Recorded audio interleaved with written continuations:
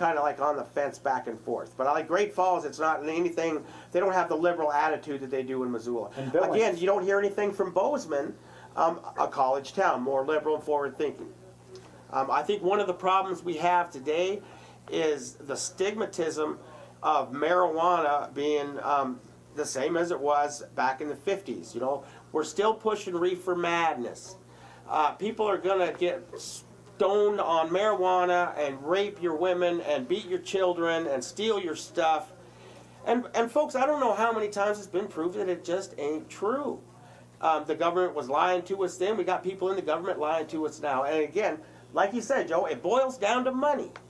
Because the people that are backing the people that are trying to tear this down have big pharmacy, big tobacco, big. And I didn't think that was what we were about. It's funny that the one state in this nation that's supposed to be country and American and still a frontier and the way things were meant to be is the first one to take away the rights of the people. And it's an agricultural product. It's renewable. We're putting our people to work. I mean, there's so many of us, and I mean, I work in a greenhouse. Can I bring up one last thing, just real quick, and I'll let you guys get to some other callers. You bet. Bring up one last thing. Read the law through it I read through the law as thoroughly as I could. Once again, I'm a scientist, I am not a lawyer. But what I can tell you from reading it, it said nothing about seeds. Once again, seeds are not considered usable medical marijuana, okay? Right. Seeds, stems, and roots. Okay, so, so once again, hey, unique varieties, the little DNA kit, I think there's a company out there, I think called Montana Biotech, and it's a little DNA kit. You can still patent your unique varieties and stuff like that. So no, definitely, seeds are still sellable. They still say clones. They say clones and plants, and you can't sell that, this, and the other thing. But no, the seeds, it said nothing about seeds, and please, read it over. Read it, you guys. The verbatim, or the verbiage is very, very important. And yeah, they left out seeds. Right. For every law, there is a loophole, I think a lawyer told me once. So that's what we got a lawyer for. That's what we pay our lawyers for, to teach us how to do what we want to do. You know, that's one of the other concerns that seems to be really big for me. Thanks for having me on. Hey, Joe, thank you for coming on. Thanks for calling back in today and keeping us up to date and letting us know, what little bit of good news there is. All right, I'm going to keep watching. All right, thanks, Joe.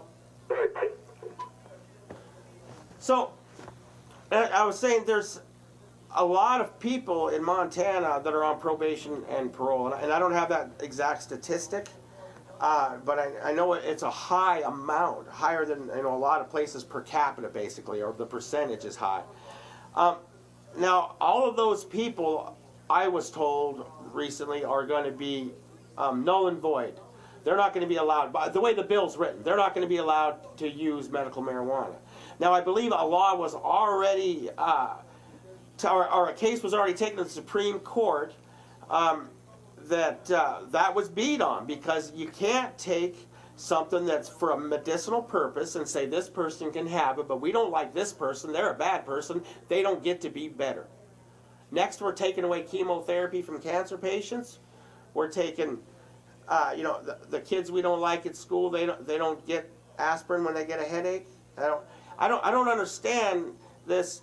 I do understand this. It bottoms back down to the line that certain people are still pushing the stigmatism that marijuana is a hard drug that's destroying lives all around it, when every bit of evidence that we see day after day after day is showing that marijuana is an herbal medication that's helping people get better and live better lives. Better lives every day. I know that you used to be a representative for AA in when you were incarcerated. No, sir. No, I was a representative of a 12-step group. Okay. That we don't mention for the anonymity of the group. The anonymity part of it. Either way, in the process of going through these treatments and therapies and everything, where they want to say marijuana was the gateway drug, for everybody to move on to the methamphetamine or the cocaine or heroin or whatever. I've been through a certain amount myself, and through all of that, it comes down to one thing: a majority of the people used their first time while they were under the influence of alcohol. Isn't that a surprise? So what really is the gateway drug to other drug use? For the most part, it seems to be alcohol is a common denominator in usage of a greater percentage of the people. And the worst demon in America. And don't get me wrong, I don't drink no more, I'm not allowed. But back in the day, I loved me some bourbon and water, you know, and when I was a kid, some tequila and just tequila. I mean, but but they bring up about abuse. Right, I mean, and that's everything's abusable, from soda pop to the foods we eat to the Tylenol, aspirin, to the fast food you burgers. name it. I mean, everything's abusable. People die from overdose on aspirin all the time because it thins your blood, and people don't understand what drugs are. And that's another problem. We just lost a college student yesterday to an overdose of prescription pain pills. It said prescription and an illegal, so they were mixing something. I don't know. It might have been alcohol. It might have been something they got from their doctor and something they got from their buddy. You know, prescription drugs that you get from somebody other than your doctor are an illegal drug. So I mean. It definitely. And that just reminds me back to the interview we had with the farmers and the kids they were talking about, the kids being young adults, you know, they're 18, 19, 20, 21, but that are college age and going to parties with their college chums and saying, no, I don't drink. I use medical marijuana and I don't really want to mix alcohol with that, or, you know, we don't do that. I just need my card. I just need my card, folks. I just need my card. You know, they're making reference to a whole bunch of people that have quasi reasonable reasons for having their cards.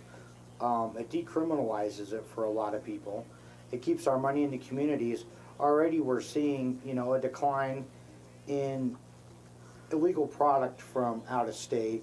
And, you know, basically the drug gangs and everything else in all the states that are legal are losing them markets. Our money is staying in our communities. It's being spread around. People are having jobs. There's quite a few growers that used to work out at either Stimson or in the mill in Frenchtown that they had to, you know, I mean, there's not a lot of work here. And I know a lot of the rest of our states the same way. And people have created a job. Granted, it kind of spiraled a little bit out of control, and any of us in industry will agree the fact that there needs to be some regulation. But there's still more bars than shops here in town, and Missoula probably has more than any other place. You know, from what I've heard. But nobody's saying that Walmart can't put up 2 superstores in a town with only 60,000 people. Nobody's saying that there can't be a McDonald's every mile and a half down the strip. Nobody's saying that you can't have 5 Walgreens in a community with 60,000 people among 30, 50, 100 other drugstores. Well, so why are they saying? Would be mad at me for saying this, but the governor's idea of 25 patients per caregiver, you know, that would have created jobs. Actually, it would have caused us to, you know, group together so that we can have a co-op for a store. It would have created jobs. You know, I mean, the really big people, it's going to hurt them. And again, it would have been back to being Montana. But it would have still been a co-op idea, and it's, you know, I mean, we've got a renewable product, and, you know, gas being close to $4 a gallon, and they're saying it's going to go higher. I mean, we've become a service industry state. We rely on tourism.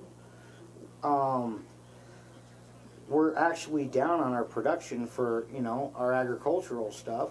I mean, this was an opportunity for a lot of people that lost their jobs to create a job when there wasn't any to find. And you know, Schweitzer, people can talk bad about him all they want. He stood up for us. And he's saying it's time we need to stand up ourselves to the imperial oppressors, which happen to be part of our legislature this round. I mean, when you take a voter initiative and you stomp on it, you know, granted, there was, you know, some problems. We all agree with that.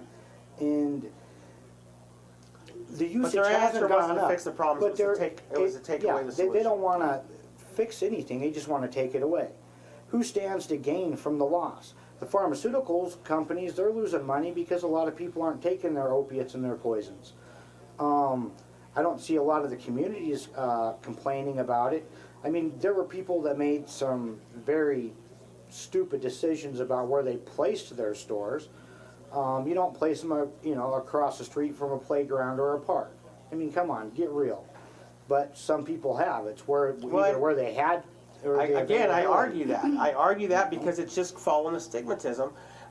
There is a park right behind Walmart, or there's a river. You know what I mean? Mm-hmm. There's areas to picnic out by Walgreens on Reserve, across at Wendy's. You can sit at Wendy's and eat a burger and look at the drugstore. Mm-hmm. So why is that allowable? And the fact that somebody's selling an herbal substance that's used to relieve pain, not.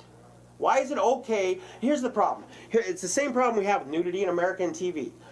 We didn't see the beginning of the Olympics when it was in Canada. No, when it was in Greece, because they had people, naked people, painted as Greek statues in a parade. Canada saw that, but we're too damn good for. Oh, I'm sorry. We're too good for that in America.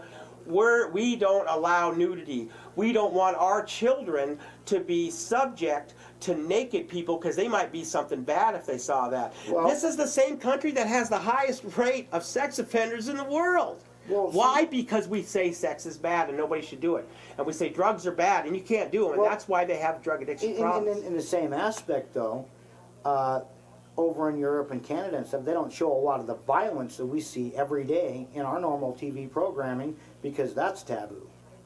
You know? Right, yeah. I mean, it's, you know, I mean, the difference in the viewpoints of people, but I mean, violence to them is like X to us. It's just nudity. this Puritan value system that was stuffed down our throat and forced on us and then fear-mongered to where we're afraid to stand up against it. I don't walk down the street and meet people in this that have any bad things to say. There's people that say they don't agree with it. People say they don't like it. But that are bad-mouthed, and they don't like marijuana. And they don't like the fact that people are buying and selling and using it because they were told that's illegal from the time they were this tall. And if we continue to tell that to our children, then we'll still be having these battles in our legislature 20 years down the road, 50, 100 years down the road. Because they will, again, nudity's bad, so we have to oppress that. Marijuana is bad, we have to oppress that. And you do what you know. So we either change things today. We say, no, you fear-mongered us long enough. There is no reefer madness. This is a good substance. This is something that helps people.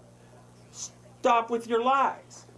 Well, on top of that, though, we have the federal government intervening and, you know, threatening the states for their choices. Right. Well, let's see who we got here. Go ahead, caller on the Growing Green Show. Yeah, hi. I have a question.